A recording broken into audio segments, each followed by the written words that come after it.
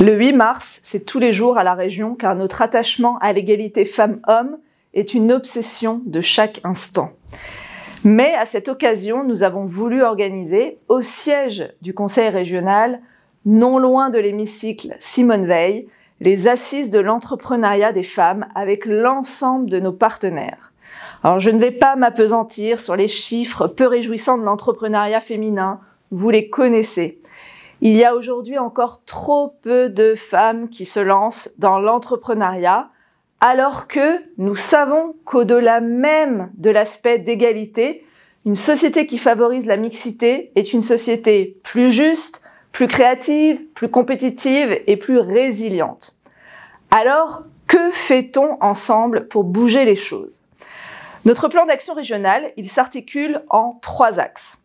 1. Ouvrir les possibles et agir sur les croyances limitantes pour donner dès le plus jeune âge aux jeunes filles l'envie d'entreprendre dans tous les métiers.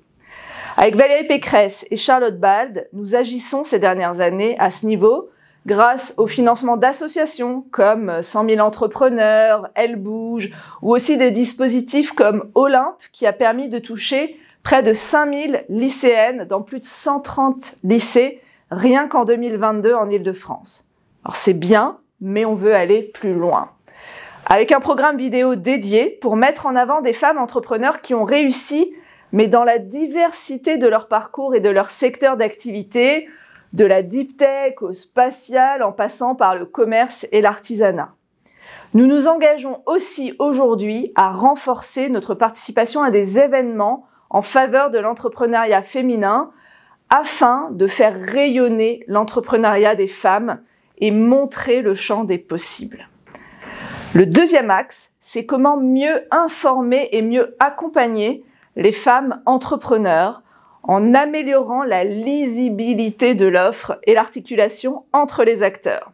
Alors là aussi, il y a un travail considérable qui a été fait ces dernières années avec tous les acteurs de l'entrepreneuriat francilien que je remercie. Il y a plus de 16 000 femmes qui ont été accompagnées sur 6 ans pour un budget global d'un peu moins de 30 millions d'euros. On compte aussi 60% de femmes désormais dans les entrepreneurs accompagnés par la région. On était parti de 39%. Alors on est fiers de ces résultats, mais nous savons aussi que ce n'est pas suffisant. On l'a vu, on l'a entendu lors de ces assises, les femmes sont davantage isolées et ont moins le réflexe de s'inscrire dans des réseaux. Et pourtant, ces réseaux, ils existent grâce à des acteurs formidables et dévoués. Alors que faire?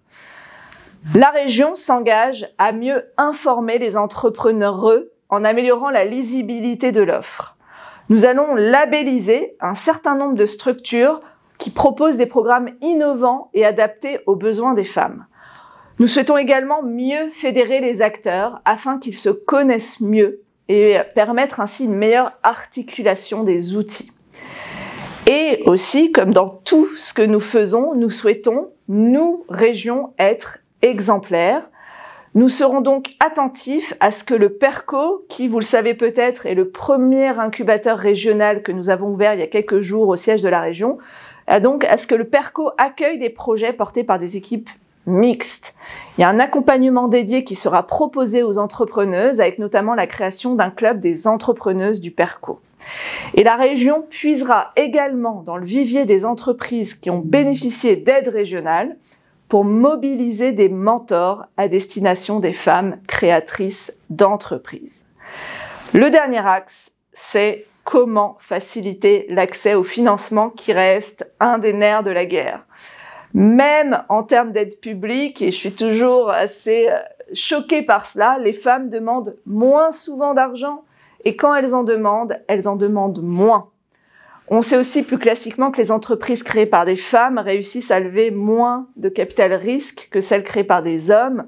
Je vous donne un chiffre. En 2021, les équipes 100% masculines, elles ont capté 88% des fonds levés. Alors, au-delà de ce constat un peu alarmant, qu'est-ce qu'on peut faire? Côté région, on a déjà pris des engagements forts avec par exemple l'adhésion des fonds d'investissement régionaux à des initiatives comme la charte Sista ou la charte France Invest pour un meilleur accès des femmes au capital investissement. Nous allons également mettre en place une charte des entreprises engagées pour inciter les bénéficiaires de nos aides à adopter une démarche en faveur de l'égalité femmes-hommes. Aujourd'hui, nous souhaitons aller plus loin en instaurant la parité au sein des jurys des aides régionales et au sein du comité d'investissement des fonds d'investissement régionaux.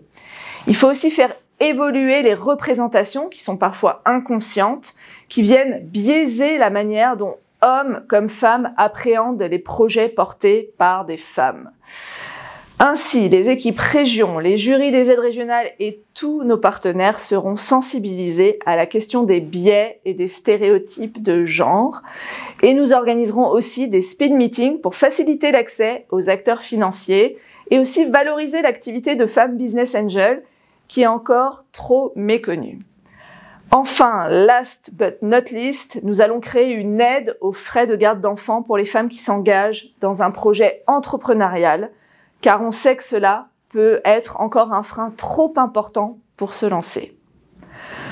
En conclusion, je voudrais rappeler que l'entrepreneuriat des femmes, c'est un enjeu d'égalité, mais c'est aussi un enjeu de développement économique et de compétitivité pour notre territoire.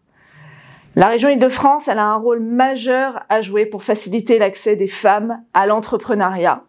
Et c'est dans cet esprit que nous avons élaboré avec des dizaines d'acteurs, que je remercie à nouveau, ce plan d'action. Je suis convaincue que si nous mobilisons toutes les forces vives de notre région, nous pourrons faire émerger de nouveaux talents, de nouvelles idées, de nouveaux projets porteurs de sens, de croissance et d'emploi pour notre territoire. Alors maintenant, mesdemoiselles, mesdames, à vous de jouer.